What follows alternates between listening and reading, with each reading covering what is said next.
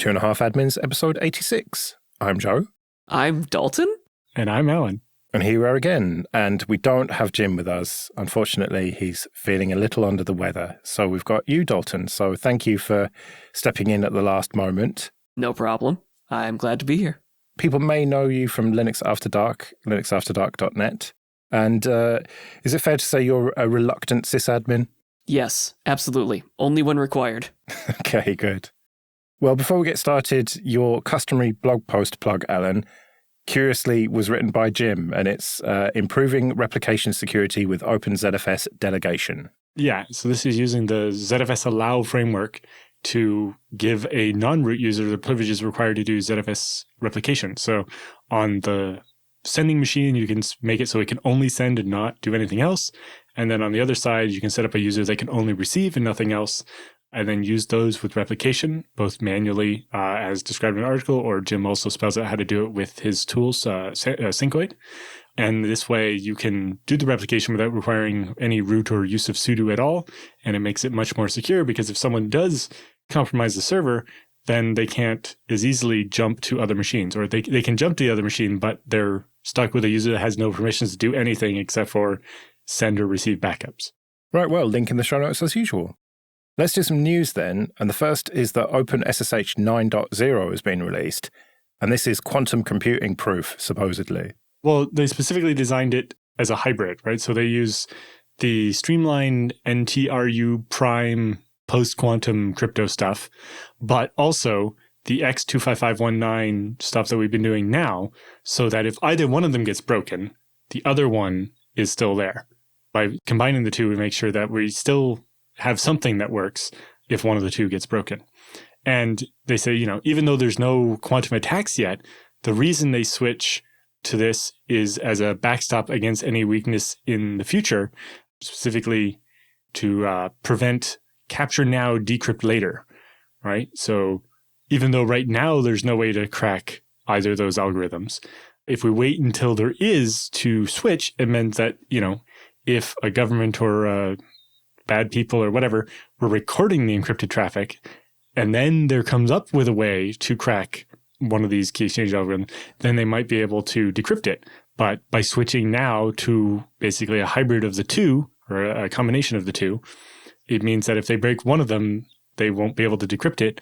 And by switching sooner, we make sure that they won't be able to record it now and decrypt it later once they do find a way. I see a couple of other really cool features here. So SCP has been switched to SFTP instead of the legacy protocol. I think that's really nice. They were talking about getting rid of that, and I like SCP too much. It's too simple, Yeah, but it had a bunch of inherent security problems because so much was done on the client side or the server side, the opposite side of where you are. And so it was too easy to trick it into downloading the wrong thing and so on. So they basically make it use... You get to keep SCP as the command line interface that you're used to, but in the back end, it's using the SFTP protocol. And currently, there is still a way to fall back the capital O flag, because there are a couple of subtle changes specifically with how wildcards like star and question mark and so on are resolved. And SFTP doesn't do any of that. And it didn't have the ability to resolve tilde to the home directory of the user on the remote system. They've added that as a feature in OpenSSH 8.7 as a new protocol extension, but it means both sides have to support it before it'll work. So if you do need to fall back to the old behavior because something stops working, then you can use the capital O flag. But really, you want to start transitioning things. If anything does break, you can do that temporarily and fix it, because this is going to be the new way and the old way will go away. OpenSSH has definitely stepped up their efforts to remove old stuff because it's usually the source of how things get broken later on. But while talking about SFTP, they added a really cool extension called data copy. So there's now, when you SFTP to a remote server, there's now a CP command where you can make a copy of a file on the remote machine without having to transfer it. That's really nice, especially with working with Windows file shares where you copy a file from one place to another and the server isn't smart enough to do that. It takes forever. So being able to do the copy on the server side like that is super handy. I remember when iSCSI and so on got those abilities for hypervisors like VMware, it was like, wow, I want this for everything. Magic. Something that I keep seeing in my RSS feeds is Atlasian and their outage, which seems to just be going on and on and on. And recently they said it's going to be fixed, but it's probably going to take about 2 weeks. So this really gets back to what, Jim and I are always harping on, the RPO, your recovery point objective, which theirs was okay, and then the RTO, the recovery time objective. And obviously they've not practiced theirs enough because it was going to take them like 2 weeks to get all their backups restored. I think it's more insidious than that here, because it's not all their backups that are restored. I have an Atlasian client that's just fine right now and has been completely unaffected by this. It's some of the data isn't there and needs to be put back, but all their backups seem to be complete. Right, and so they got to pick through it all and try to find the right things, I guess. So apparently they ran a cleanup script that was supposed to just remove a bunch of legacy stuff that wasn't being used or whatever, but it accidentally started deleting all kinds of things. Yeah, so instead of deleting the legacy data, the script erroneously deleted entire sites and all associated products for those sites, including the connected products, users, and third-party applications. It's just like, we were just doing some cleanup and we accidentally deleted all of your stuff. It's so clean. This is like big enterprise stuff like Jira and Confluence, Ops Genie, Status Page. Just, oh. Yeah. We're talking like huge enterprises that use all this stuff like a lot. Or I guess Atlassian, that even includes like Bitbucket. Right, they bought that, yes. They also bought Trello, but I don't think that's affected. Well, maybe it is, because if they deleted the site, no, Trello still has separate billing, so it's probably fine. Not quite integrated yet. But yeah, just imagine if all your Git repos, your wiki, your bug tracker, and everything, and all your users just suddenly gone. And you're like, what? Your service desk, that's gone too. So people can't even complain. That helps a lot. It's great. It only affected some people, and then they were able to get some of them back online first. And, you definitely know that they're going to be prioritizing their giant enterprise customers before the smaller ones. And they're just like trying to restore everything. But like you said, part of the problem was that they caught the script before it deleted everything. So they didn't want to just restore everything from backups, because that would take, some customers would lose changes that they had made since the last backup. And so they're trying to, manually pick through each thing and decide which ones to restore and which ones not to, or worse, having to try to actually pick through individual customers and put back things that were gone and not lose things that were changed since, and so on. And just, yeah, that's going to be a mess. They are very careful to say that they haven't lost any data and it wasn't accessed by unauthorized parties. But you just have to figure, I feel really bad for the person who ran that script. Or the person who wrote it. Yeah, the person who signed off on it. I wrote it, but somebody else reviewed it and said it was okay before I ran it. Or, whoever didn't go through that normal change review process before firing it off. Shouldn't there be logs of what was deleted? And couldn't you grep them and work it out? And it could be, but that doesn't tell you how to undelete them necessarily. It's like, which files are missing is probably pretty obvious. It's, how do we just restore those ones and put them back together? And, so much of this is not so much individual files as databases, and it just gets much more complicated. Just obligatory for me, I have to say, they should have just taken a ZFS snapshot before they ran the script, right? The databases would be all out of sync, and oh no. Well, no, you'd roll all the databases back by half an hour and just be like, yeah, whatever happened in half an hour didn't happen. Or you replay those transaction logs over top of the last backup. Oh, that's weird. We were down for 2 hours. I wonder why. Don't know. Bye. Certainly better than, we'll hope to get your account back online in 2 weeks. Oh my gosh. We had to deal with an outage for not even our bug tracker, just the app we use for to-do lists and so on, for like a day and a half. And it was so painful. Just feel like, I don't know what I'm supposed to be working on right now. And it's like, I remember some of the things, but I'm sure I'm forgetting something really important. And yeah, I just can't imagine having that, but on a huge scale. Or just, developers can't check anything into Git because the Bitbucket got deleted. It's like, what do? We just paid them for a week to pick their noses? It's like, Git's a distributed VCS. They should be able to work each on their own laptop, right? Well, I guess with Git, you would be able to easily just push to something else and get back to work temporarily or whatever. But I can just imagine it's a lot of disruption. They said that if you have on-site hosted Jira. So if you host your own rather than using the cloud product, you were not affected, which is true. I wonder how many people will reconsider outsourcing all of the management for this kind of stuff after getting bit like this. Well, that's just the thing, is that Atlassian is trying to get rid of their on-site server products. Yeah. They aren't selling them anymore as of February, and they won't support them in 2024. They very much like to just get a monthly thing for everybody forever instead, right? Mm-hmm. Well, and just, I'm sure the amount of support work that is to like helping people deal with upgrades, or the fact that a customer ran the cleanup script and deleted all their stuff, and now you have to help them restore it, and maybe their backups aren't as nice as yours. And Jira's all Java. I mean, all the Atlassian stuff is Java, so it would be a pain to administer. And, you know, I can see the same points about the problem with, you know, self-managed servers of this, is that it's your responsibility to have taken the good backup, where at least with the cloud one, it's someone else's problem. And they will pay you back for the downtime, probably. Yeah, but, you know, someone else had to spend the last 2 weeks in fire drill mode trying to get your stuff back online, not you. So I can also see the advantages of using the cloud for it. Okay, this episode is sponsored by Kolide. Go to kolide.com/25A to sign up today. Kolide sends employees important, timely, and relevant security recommendations for their Linux, Mac, and Windows devices right inside Slack. Kolide is perfect for organizations that care deeply about compliance and security, but don't want to get there by locking down devices to the point where they become unusable. Instead of frustrating your employees, Kolide educates them about security and device management while directing them to fix important problems. Kolide helps deal with some of the many issues that are not solved by locking down devices, like instructing developers to set passphrases on unencrypted SSH keys, finding plain text two-factor backup codes and teaching end users how to store them securely, and convincing employees to uninstall evil browser extensions that may sell their browser history. You can try Kolide with all its features on an unlimited number of devices, free for 14 days, no credit card required.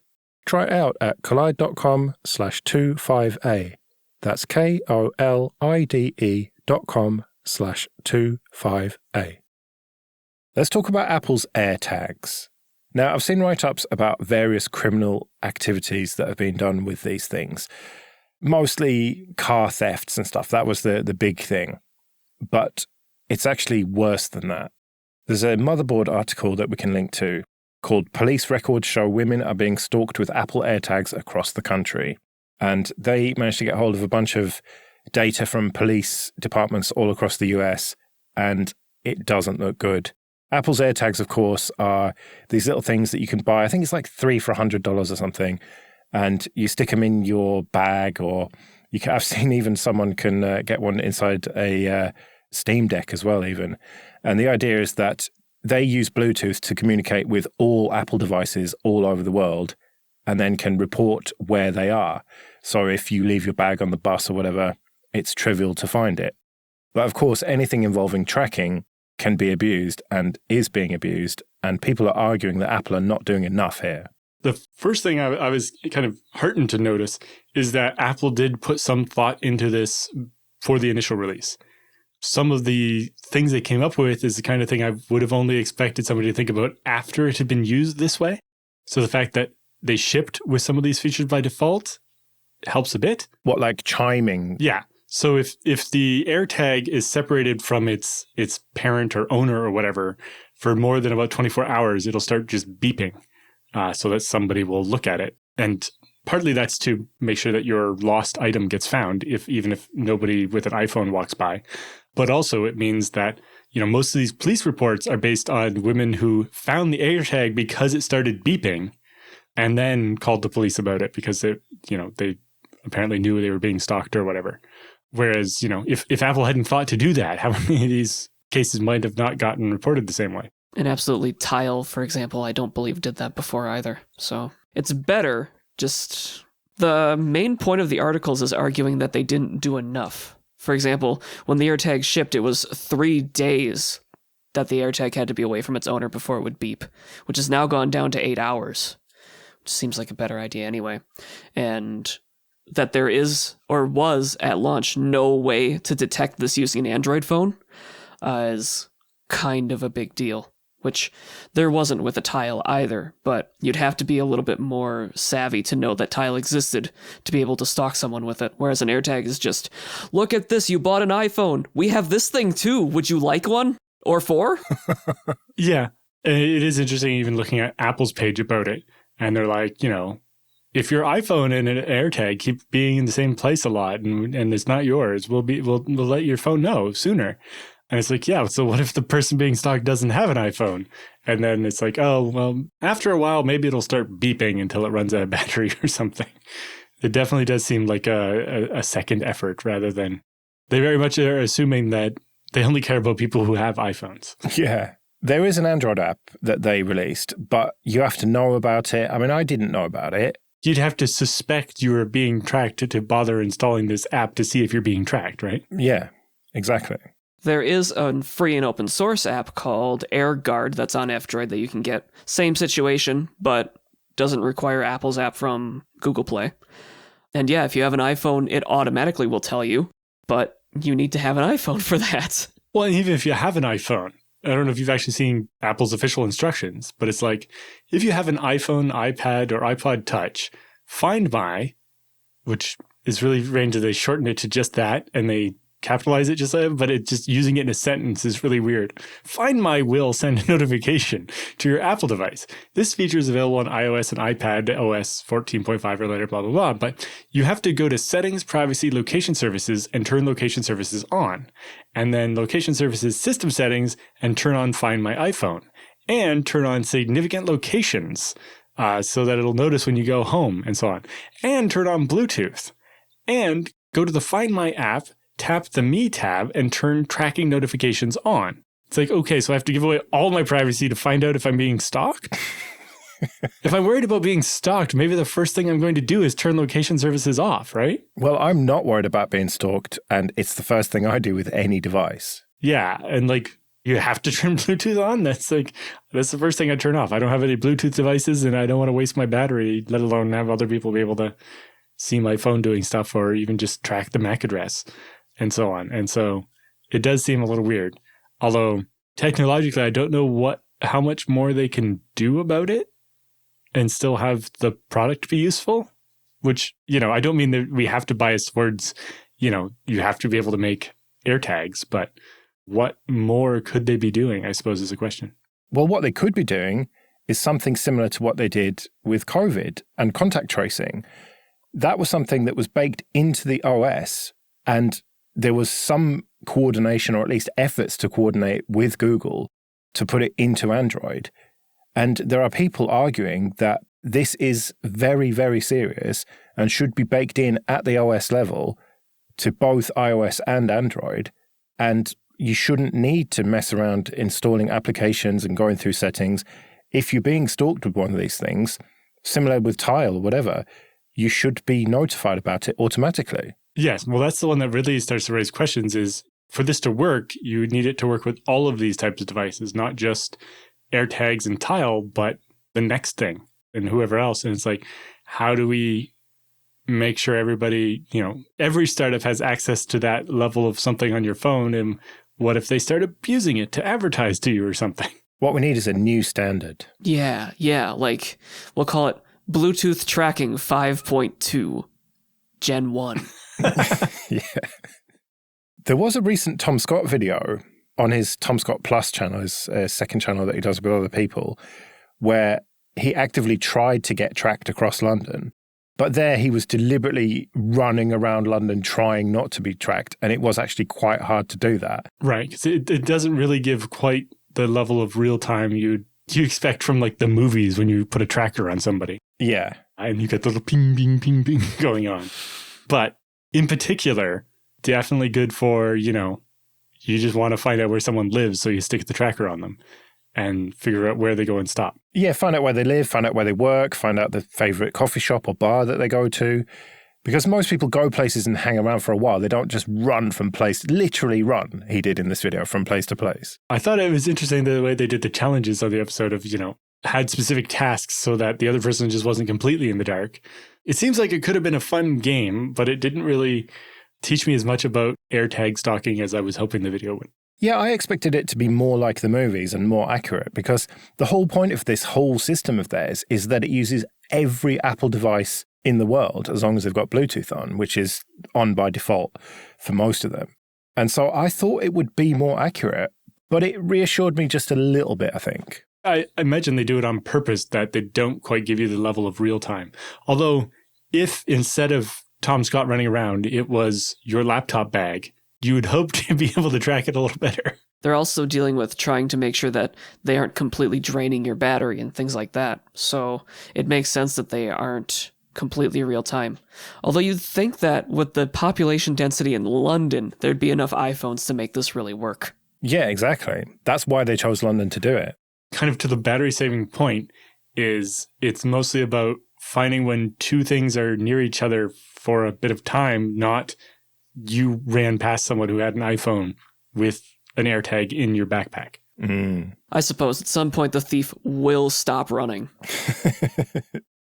Okay, this episode is sponsored by Linode. Go to linode.com/25A to get started with $100 free credit. From their award-winning support offered 24/7 365 to every level of user, to ease of use and setup, it's clear why developers have been trusting Linode for projects both big and small since 2003. Deploy your entire application stack with Linode's one-click app marketplace, or build it all from scratch and manage everything yourself with supported centralized tools like Terraform. Linode offers great price-to-performance value for all compute instances, including GPUs, as well as block storage, Kubernetes, and more. Linode makes cloud computing fast, simple, and affordable, allowing you to focus on your projects, not your infrastructure. So go to linode.com/25A, create a free account with your Google or GitHub account or your email address, and you'll get $100 in credit. That's linode.com/25A. Let's do some free consulting then. But first, just a quick thank you to everyone who supports us with PayPal and Patreon. We really do appreciate that. You can go to 2.5admins.com/support to find out more. And remember, for $5 or more per month on Patreon, you can get an advert-free RSS feed. And if you want to send in your questions normally for Jim and Alan, or any feedback, you can email show@2.5admins.com. Another perk of being a patron is you get to skip the queue, which is what a mysterious anonymous person has done. They write, what security measures would you recommend for developers regularly pushing to Git repositories with a fairly large user base? To be clear, these changes only go into daily builds. Nevertheless, some damage would still be possible. Currently, if someone managed to get access to my home directory, they'd have my private SSH keys and be able to push to any of the repositories I have access to, as I don't use a password on my SSH keys. Oh, I have a feeling you two might take issue with that one. Anyway, this anonymous person carries on. Is it possible to use a hardware security token where I can still push using SSH with the additional requirement of having it plugged in? Is this a responsible approach, or should I be looking into something else entirely? P.S. I've looked online but found the information very dense and difficult to parse, especially since I've never used these USB security tokens. I think the first thing I would recommend is you want to have a password on your SSH key and then use SSH agent. So what this does is means instead of having to type in the password of your SSH key every time you do git push, which would be a lot, you SSH-add to add your key to your agent's keyring. And once you do that, you'll type in the password once and it will remember that and let you just git push for a while. And you can configure the agent with, I think, the -t flag with an amount of time. Kind of similar to what like sudo does. When you sudo and you have to type in your password and then you do it again like 8 seconds later and it doesn't ask you for the password the second time. So you can say, only ask me for my password for my SSH key like once every half an hour. So that if you stop using it, you'll get prompted the next time. But if you're using it rapid in succession, you're not having to type the password in over and over to the point you get annoyed and want to strip the password off your SSH key. This can also be hooked up with those USB security tokens where maybe you can use your thumbprint instead of having to type in the password, or just otherwise have the agent be connected to the USB key. And, maybe the SSH key only lives on the USB device and not in your home directory or lots of other different configurations. But in general, that agent with a keyring is probably the right answer. Depending on the OS you use, there are some other, I think there's something a bit more special you can do on a Mac, isn't there, Dalton? So both Linux and macOS have some similar things here. The SSH agent, included with GNOME, KDE, and macOS, can all access the respective keychains of those platforms. So you type in your password once, it is saved to your login keychain, and every time you log into your computer, then it unlocks your keychain, which provides access to your password, which provides access to your SSH key. There are many keys, chains, and passwords in play here. And then the key ring, and yeah. Another option, if you do want to go the hardware route, is YubiKey or NitroKey, which both do PKCS number 11, which is the standard of smart card PGP keys. So in that case, you use the GPG or PGP interface for whatever you're using to upload or create a key on that hardware token, and then you get the public key for that. The private key lives on your token, and whenever you need to SSH, your system asks the token, hey, will you sign this thing for me? And it says, sure, only if you give me the PIN. And then you'll be allowed to SSH, which then Git over SSH can use that, SSH2 shell can use that, whatever it is. I've used that successfully with both YubiKeys and the Nitro key. Basically, which one you would pick depends on where you live and which government you hate the most. It definitely can change your life when you learn about SSH agent for when you're doing Git or SVN or something, and it's having to SSH a lot, not having to type in your password every other time. Or I remember the old one, like doing an SVN merge or something, and it would actually SSH like 8 separate times or something. No. It's like, how many times do I have to enter my password? Because back when FreeBSD used SVN, I would not commit very frequently. And so I would make, extra paranoid. That one, I'll type my password in every time I want to commit something. But these other repos, I just wanted to be able to git push and git pull and stuff and just have it work and not prompt me for the password every time. And it helps a lot. So yeah, I moved away from having passwordless SSH keys in my home directory to having passwords on them and then using SSH agent to avoid having to type in the password more than once an hour or something to that effect. Even Ubuntu has a built-in agent. I've never known anything else, really. It just pops up, you put the password in once, and then, for me, usually that's it. Yeah. Well, and like Dalton said, you can get ones that are tied to your login. So when you log into the machine, you don't have to type in your password. Just by logging in, it's loading the right keys and giving you access to the private key, but in a way where they're not stored on the disk where someone else would be able to do it if they broke into the machine. So long story short, there's a lot of different options here. Just pick one and put a password on your key, for Pete's sake. Yeah. For sure. And then if you're extra paranoid, what the repo could do is require two-factor authentication of some kind. I know that for the same reason, a couple of my friends have Apple Watches specifically so that they can just tap their watch to confirm the two-factor every time with, I think, Duo or something, rather than having to find their phone and unlock it or whatever every time they go to SSH into something. They just get the notification on the watch and they're like, yes, that was me. I'm surprised that an active project like this, by the sounds of things, doesn't require 2FA. Well, when you get push and get pull and things, like if you do the 2FA at the SSH level, like you connect to the Git thing like a lot. Like every time you pull, you push, create branches, it could get really annoying really quickly. Especially in open source, more repos are worried about provenance of, signing your commits and proving that this commit came from you and your machine, not someone pretending to be you, than they are worried about someone's got your actual machine and is doing something malicious. But yes, and in this particular case, the unencrypted or unprotected keys in home directories is definitely a big thing. And people should stop doing that and use an agent or a keyring of some kind. Yeah, because it's not even just the active machine. It's the backups of that machine that you've got to be worried about as well, right? Yeah. And that's why having when the keys are at rest, that they're encrypted with your password helps a lot with all that stuff. And a hardware token is just making sure that those keys are never on your disk at all. It's solving the same problem just in a different way. Instead of it being protected by a password, it's protected by some air. As we've seen with other stuff, like with the Okta thing a couple of weeks ago there. The whole point of Okta is that actually it's enforcing that two-factor and stuff for you. Except it turns out the two-factor can be defeated if you can just convince the support people to unlock your account anyway. And, is that a bigger threat than someone getting your laptop specifically? But, as with all security, it's a trade-off. It's like you're just moving the slider back and forth between more and more security and more annoyance of the people trying to do work, and finding the right level where you're not lowering people's productivity or making them get upset and stop working, while at the same time not being so open that, people can just do whatever they want.